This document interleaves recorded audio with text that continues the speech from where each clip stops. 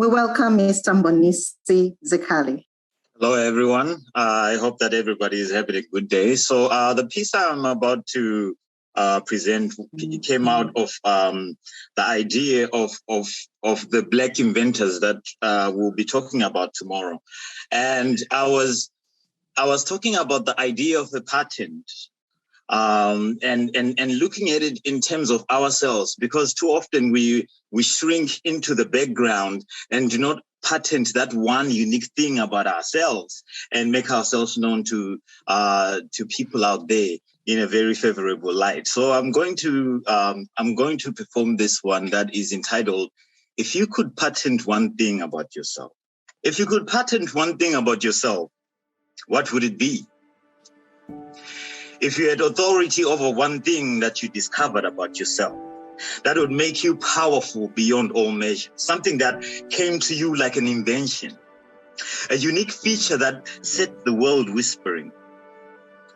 What depths of yourself would you go to find a flower so out of its depth that a dying man would devote his last breath in case he leaves? A diamond so finely cut you can use it to tattoo an elephant's skin. If you can patent one thing about yourself, what would that be? Your smile? Or the panicked way in which you go through your pile of dirty clothes to find something to throw in the washing machine called life, anticipating to get back something clean with no lingering stains of memories that are the hardest to keep? Or would it be that crazy idea that comes and goes, that very same one that walks into the room and stands tall, but you cower in its shadow until it shrinks and exposes you to the harsh sun? Would you be able to own something that can be lost 1,000 times with no address and still find you, blindfolded? What could you find in that ball of energy called you that becomes a name written across lifetimes like a bus ad, to destinations with no crash pads, but where you just leap because you've practiced the landing 1,000,000 times too often, and too often with no ground beneath you? What would you patent about yourself?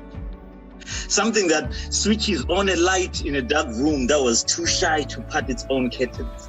Or what could be licensed and yet be the most free software known to a generation?